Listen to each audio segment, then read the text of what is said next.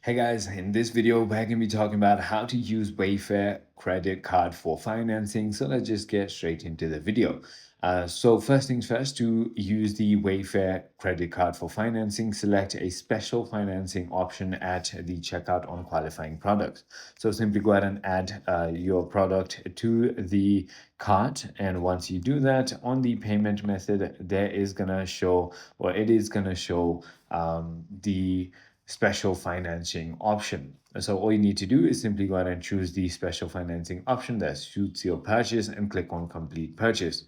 And generally, there are 6 months financing is for orders above $199, 12 months for $799, 18 months for $1,500 plus, and 24 months for $29.99 plus.